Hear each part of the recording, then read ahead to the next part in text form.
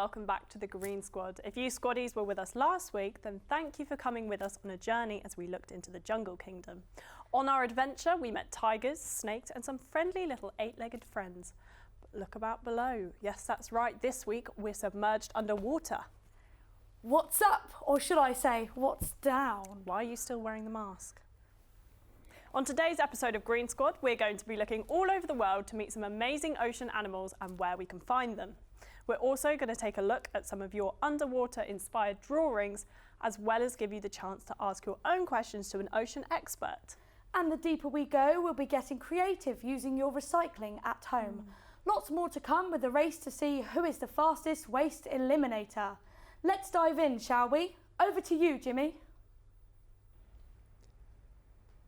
Hey Green Squad, I have a question. Have you ever wanted to track your pets on their every move? Don't worry, we do too. Except for us, it's with beautiful sea creatures. We have access to an amazing website where every minute of every day our favourite sea life is tracked all over the world. We can see where they go, what they do all the time. So are you ready to take a dive into the world of our ocean? Here is our O Search Shark Tracker. Let's have a look, what can we find? Let's go to the other side of the map, to North America, where some of you may even be already been. Ooh, what do we have here? There's a lot of sharks in the sea around here. Let's meet Charlotte, an 8-foot female white shark who has made her home in North Atlantic Ocean, coasting along Atlanta and all the way to New York. Next, let's go close to home, to sunny Spain.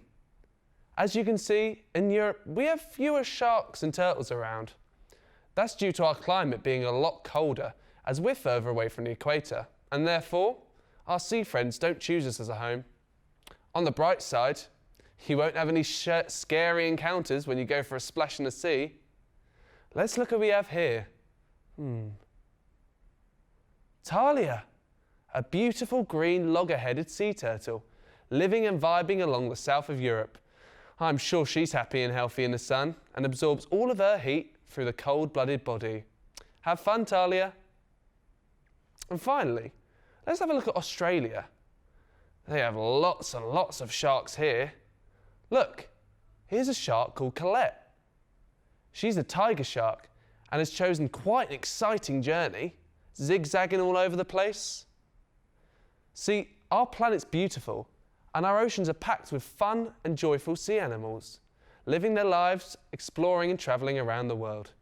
This is why we need to protect our oceans and recycle, because otherwise sea life like Charlotte, Talia and Colette will be in danger. And if we carry on like we are now, throwing all of our rubbish in the oceans, sharks, turtles and fish will no longer occupy them. See you next time. That was great to see some of the sea creatures that we're tracking across the world. Thanks, Jimmy. Now, as you can see, we have a special guest in our studio. Matthew Price is here today, who works for the Bournemouth Oceanarium. So, Matt, do you think you could tell me a little bit about what the centre does and what is your role? Well, obviously I'm a part of the centre, and the centre is an underwater experience with 10 recreated environments, including the Penguin Beach Encounter, the Great Barrier Reef, and my personal favourite, the Otter Oasis, with hundreds of different species to explore. It never gets old walking around the Oceanarium. Amazing. Well, I do love otters. They're so adorable. Well, we also have our conservation programmes, where we have the help of people at home raising money for us, and we're able to support many different species and organisations and campaigns to help protect species habitats that have been put under pressure from our growing population. We do things from litter picking to protecting the monk seal, which is one of the most endangered marine mammals left on our planet. Wow, well, that sounds like some great stuff you guys are doing. What would you say is your favourite activity to do in the Oceanarium? Well, that's a really hard one because there's such a variety of the things to do. But I would say that my favourite activity, which is pretty high up on the list, is actually the feeding experiences, especially the turtle feeding experience, where you can find our much-loved loggerhead turtle Carrie, who would usually find swimming around the Mediterranean, with their nesting beaches being in Turkey and Greece. But unfortunately, because of climate change and the current threat from tourism, we're looking after her well in our Oceanarium. and any spare time that I have is dedicated to her. Well, I love her already. That's all we have time for at the moment, but don't worry, Matt will be back later to answer some of your questions about the ocean, so make sure you send them in now. See you guys in a bit. Now it's time for some animal art, where Jimmy is going to show us how to make a shark from items you'd find in your home. Over to you. Hey Green Squad! Today on Animal Art, I'm going to be showing you how to make a scary shark out of a used water bottle. As we're thinking about sustainability this week, we wanted to make very good use of the plastic bottle. So first, here are all the things you're going to need on screen.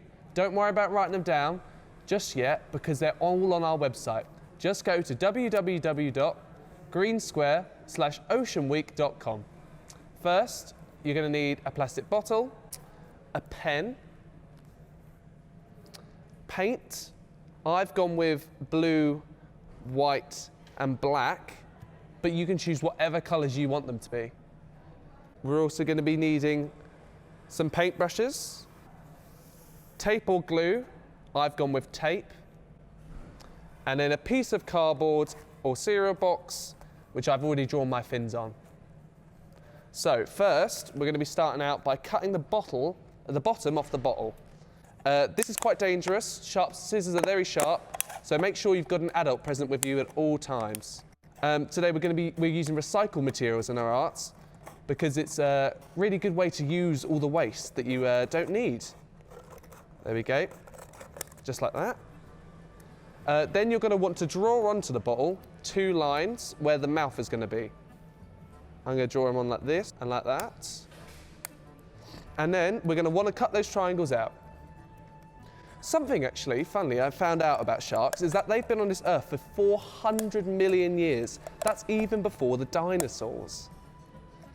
There we go, then we're just going to want to cut out these ones. Like that, perfect. And then you're going to want to draw the teeth onto the end of your shark. There you go, let's start cutting those out. Also, another fact I found out, scientists found out that some species of shark communicate to each other by releasing a glowing light made from their skin. How cool is that? Then, once you've done that and cut all the out, you're going to get something like this. I've already cut this out earlier. Then comes the fun part, painting. So first you're going to want to paint the body of the shark. I made my own little palette out of old bottle caps, but you can use whatever's easiest for you. And I've chosen these colours because they're the same colours as a great white shark, my favourite shark. So then you're going to want to get your paintbrush, dip it into the blue, and going to want to start painting it on. First you're going to want to paint the body of the shark, the colour you've chosen. I've chosen blue. And then you're going to want to paint the belly of the shark a different colour. It's also another good fact. Sharks don't have any bones, but instead are made of cartilage. So that means that there's no fossils of them at all, anywhere. There you go, let's put a bit more on. Just like that. There we are. And then once that's dried, and you put that to the side, once that's dried, you're going to hopefully find something a bit like this. This is one I made earlier. Now I'm going to be cutting out the fins that you need for your shark. I've drawn here onto my cardboard box, I've drawn one bigger fin, which is going to be the main shark fin, and then I've drawn 2 little smaller ones. So let's go and cut those out now. You're going to also want to make sure that you leave enough room for a tab to stick out the shark, so you can stick it on with your sellotape or your glue. So let's have a little cut out now. And again, once again, be really careful, because these scissors are very sharp and I don't want anyone hurting themselves. This is one of my favourite bits because I love cutting out shapes. Here we go. Right, like that. Then we're going to want to put the bigger fin right on top. Let's bend it over like that. Stick it on and use some sellotape. And then you're going to want to put your smaller ones on the side. Let's bend those over again. And then one on the other side here. Another big thing about sharks, it's really important to know that they're struggling currently right now, and their habitat's changing due to climate change, the amount of plastic pollution in our oceans, and that's something that we're going to talk about later. Lastly, we've got the eyes. You can do whatever you want for eyes. I've used old tops of toothpaste, but you can do whatever you want. Googly eyes can be quite fun. Or you can even just draw them on. We're going to stick them on like that, and one right there. And there we go. There you have it. We've got our finished shark. See you next week when we're going to start to make our pretty penguin out of toilet rolls. Bye.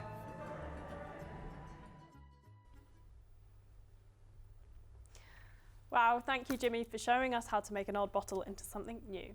Let us know how you get on with the craft by sending photos and tagging #GreenSquad. You can visit the website www.greensquad/oceanweek.com for step-by-step instructions on how to make your own bottle shark. It's always a good idea to reuse old items instead of throwing them away, especially plastic, as it's so bad for the environment. We're here today with Seema from Trash Hero, who's going to talk to us a little bit about how to keep our oceans safe from plastic pollution. Hi there, Seema. Thanks for joining us today. Would you be able to tell us a little bit about your organisation and what you do? Sure. Trash Hero is a volunteer organisation.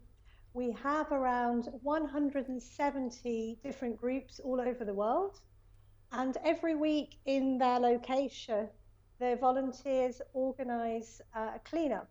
It's normally on a beach, can be on the city or the countryside, and we spend about an hour or two picking up rubbish, and then we collect it all and take a look at what we found. So we weigh it and we sort it, and we think about, where did this all come from and where is it going to go next? Yeah, that's amazing. And what happens if the plastic waste gets into our oceans? Well, that's actually very bad, which is why we try and pick it up as much as possible. So once it gets into the water, basically it gets within reach of the animals. So they can either eat it, in which case their stomachs can get blocked up, so they can't actually take in any more real food. Sometimes the plastic inside them will poison them, and sometimes they can get tangled up in it as well, so they can't actually move properly. So there's lots of different ways it's harmful. Oh, that's really terrible. I hate to think how much worse it will be as the years go by. And I hear you have a specialised kids programme. What does that entail? And is there a way for all our viewers at home to get involved? Yeah, we have a special storybook and activity book for children. It's a great little story that will tell you more about how plastic is affecting marine life and the animals and what you can do about it. We have lots of activities and resources on our website that you can go and have a look at, including an electronic version of the book. So you go to trashhero.org/kids and you can have a look at all of that. Yeah, I think it's so important to learn about our planet, and that is of course what Green Squad is all about. So what changes can we make in our day-to-day lives to help? Well, everyone can reduce the amount of plastic that they use. I think that's the most important thing. For example, I always have a reusable bottle with me for my drinks. There are things you can do, for example, at school. If you take a packed lunch to school, think about, the plastic that you might bring every day. How could you avoid that? That would be a great start. Yeah, well, this is clearly a huge issue, not just for oceans, but for the entire planet. So thank you so much for coming in to teach Green Squad more about it. You're welcome. Bye, Seema. Bye-bye. Wow, that was hard to hear. I really think we can make these small changes and save our oceans. Now let's hand over to Jimmy, who puts this into practice by running a beach cleanup with some fellow Green Squad members. Hi everyone, today we're at Bournemouth Beach, but we're not sunbathing, we're ready for the litter pick challenge. I've employed some of the help of the fellow Green Squad, and we're going to be doing the litter pick challenge. We can't be too picky though, because we've only got 30 minutes. Whoever gets the most rubbish in 30 minutes wins. So, are we all ready? Yeah. 3, 2, 1, go!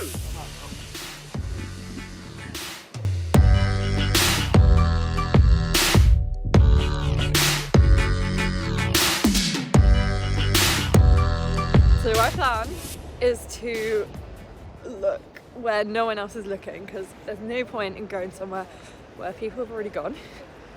I feel like most people are going to go down to the sea, but I'm going to try and... Oh, I've already found something. Okay, so my tactic, it's to go to the seaside, right at the sea, and try and find the rubbish that's washed up from the beach there. Hopefully we'll find some.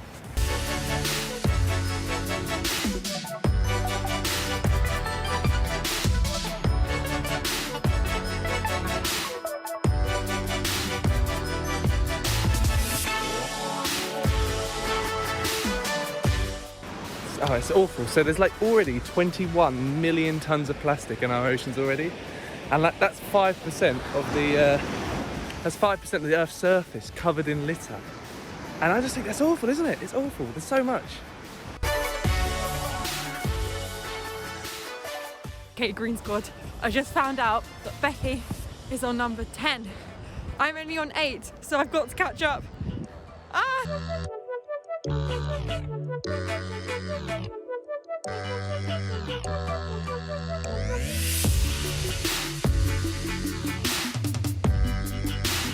Oh, that was absolutely exhausting. We found so much litter on the beach, didn't we, guys? Yeah. So how much did everyone get? I got 22. I got 11. I got 24. I only got 12. I got 5. I got 12. So does that mean that James was our winner today? That's so great. Thanks so much for watching, everyone. This has been the Litter Pick Challenge, and we'll go back to the studio. Bye! We're back here with Matt again, and he's here to answer some questions that were sent in by our viewers. Let's have a look at the first one. I'm Ellen Watson and I'm 6 years old and I live in Belfast. My question is, what is the most dangerous animal in the oceans? Thank you for your question. That's a fantastic question. Well, surprisingly, the most dangerous fish is actually the box jellyfish. They're almost invisible, and therefore people don't actually realise that they're there. But no worries, they don't live here in the United Kingdom, they live all the way over in Australia. Hi Green Squad, my name's Violet and I'm 12 years old and I'm from Worthing. I wanted to ask how many species of shark are there and what's your favourite? Thank you, bye! Thank you for your question, Violet. Overall, there are over 500 species of sharks. And I have to say, the hammerhead shark, which have rectangular heads and live in tropical waters, they're my favourite. However, they are actually sadly endangered. Hi, I'm Ewan and I'm 11. I'm from Birmingham. My question is, what's the smallest creature in the ocean? Thank you for your question, Ewan. I think zooplankton is the smallest creature in the oceans. Although there are many different organisms as well, they're tiny, just like algae. Do some countries allow more plastic pollution than others? Well, sadly, the United States are actually the biggest contributors of plastic in our oceans. They recycle less than 10% of their actual plastic waste, which is terrible. How are people protecting our ocean from litter? Well, as a country, the government is responsible for the laws that are put in place to protect our oceans. However, you guys at home can also do a lot by recycling as much as you can. Well, thank you so much, Matt, for answering those questions. I'm sure everyone at home found that as useful as we did here. Also, thank you to everyone that sent in those videos. They were fantastic questions. Now, let's go over here to join Natalie.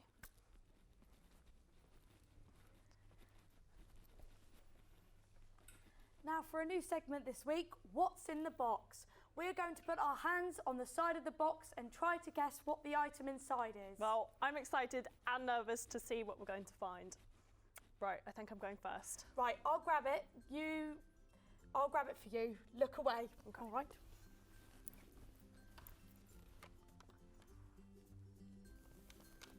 Okay, I'm ready. Okay.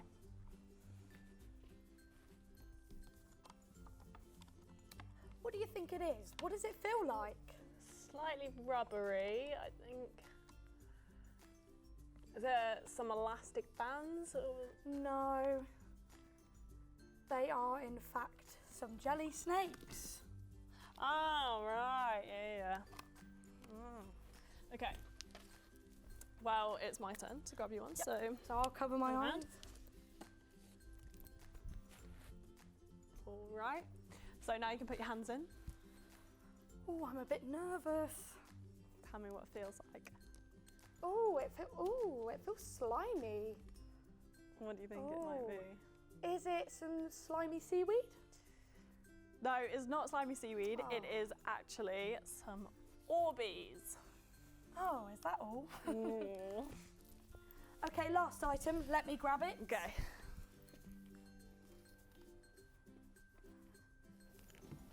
Ready? Yep. Okay, give it a feel. Can you guess? It's like a big tube, is it? Come It's like a hose pipe. Close. Is it? Oh, it's a snorkel. Yes! Well, at least I got one. Let's see. Right. I hope you enjoyed this segment of the show and you can see us being scared of silly things. Now, onto our competition. So thanks to so many of you that have sent in drawings into the studio today. We've been getting lots of your drawings and pictures for this week's competition on who can draw the best sea creature. Remember, get as creative as you can. We love seeing different designs and even some new creatures you've made up. Wow, well, I can't believe how good these are. This one is from Andrew, age 12, and he's drawn a seahorse. He's from Salisbury. Well, it's looking very colourful. I love it. Thanks, Andrew. Grace, age 8, has sent us her version of an octopus and she's from Surrey. James, age 5, has sent this adorable turtle, and he says that turtles are his favourite animals because of their special and unique shells. So thanks for your drawing, James. Well, it's so hard to nail these down to the best 3. I think this picture of the axolotl is definitely taking a spot on the leaderboard, so thank you, Amy. And what is your favourite? I have to say, I really like the seahorse that Andrew's drawn for us. But I think taking the winning spot on the Green Squad leaderboard, I think it's got to be Louise from Yorkshire with this amazing picture of an 8-legged octopus. How great is that? Congratulations, Louise. Yeah. Well, we've had some really talented work submitted this week. Thank you, Green Squad. And don't worry if your picture didn't get mentioned. There's still time to submit your artwork for next week's episode on the safari. Yes, just send your drawing with your name, age and address on the back to Green Squad Art Club, PO Box 24, Bournemouth, BH12 5BB. So have fun drawing your favourite safari animals, and don't forget the closing date is the 19th of November, so good luck, and remember we can't return any of your entries. Thank you guys for joining us on this underwater adventure to the deep blue sea and beyond. We hope you've learned some stuff along the way, and most importantly, how we can all do better to protect ocean life. We'll see you next week, Squaddies, where we'll be exploring the safari, so make sure you get your sun cream ready. Bye.